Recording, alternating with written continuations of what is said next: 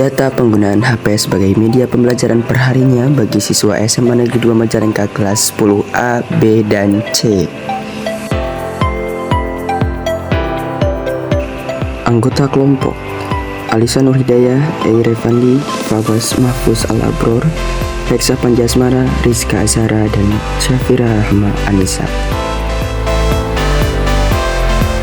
Kemudian tujuan atau manfaat yang menjadi dasar kami untuk melakukan penelitian ini adalah yang pertama, memperoleh data lengkap mengenai penggunaan HP sebagai media pembelajaran perharinya, dan yang kedua, menganalisis seberapa banyak siswa sampai sekarang yang memanfaatkan HP untuk media pembelajaran, dan yang ketiga, data yang menjadi dasar untuk evaluasi atau mengembangkan program pembelajaran lewat media HP oleh guru, serta melatih kekompakan dalam bekerjasama untuk mencapai tujuan bersama. Lalu teknik pengumpulan data. Kami melakukan pengumpulan data dengan cara menyebarkan angket siswa kepada setiap kelas. Berikut adalah diagram lingkaran yang kami buat berdasarkan data yang kami peroleh.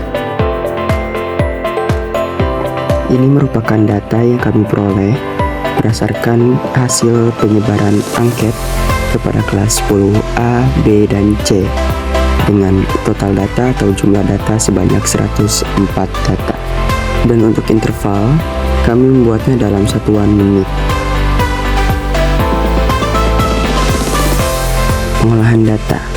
Yang pertama, rata-rata. Rata-rata merupakan sigma FXI dibagi dengan sigma FI. Angka pertama yang harus kita cari adalah tentukan nilai XI dengan cara pada interval kalian dapat menambahkan batas atas ditambah batas bawah dibagi 2. Kemudian kalian akan menemukan nilai XI.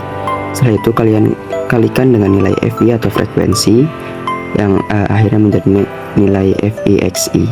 Kemudian jumlahkan nilai FIXI pada setiap interval dan hasilnya dibagi dengan jumlah frekuensi sebanyak 104 data. Dan kita akan menemukan rata-rata dari data yang kita punya. Kemudian untuk mencari nilai median, kita harus mencari kelasnya terlebih dahulu dengan cara jumlah data atau 104 dibagi dengan 2.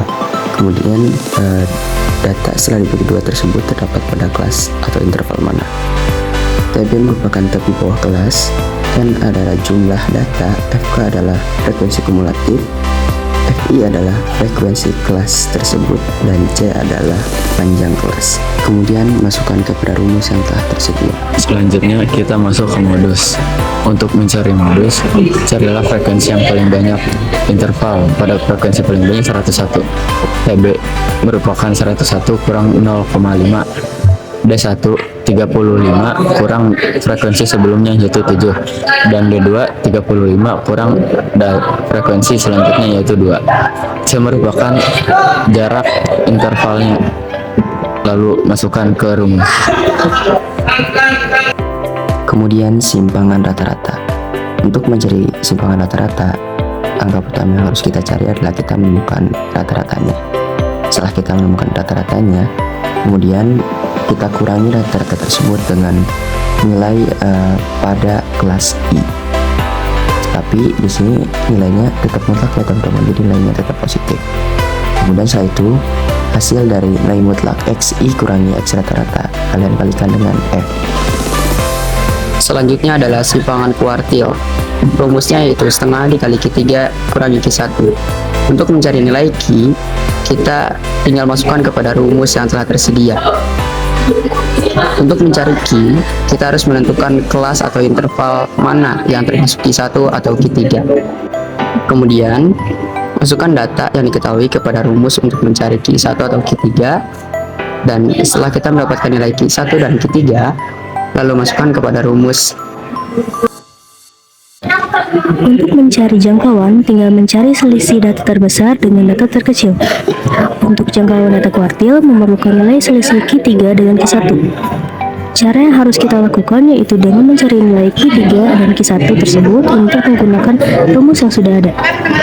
Tentukan terlebih dahulu kelas Q3 dan Q1 supaya mudah menentukan tepi bawah dan frekuensinya.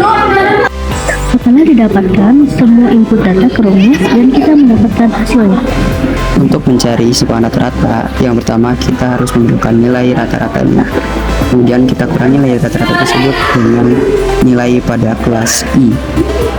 Kemudian kalian jumlahkan nilai FI dikali XI dikurang X rata-rata tersebut pada setiap kelas.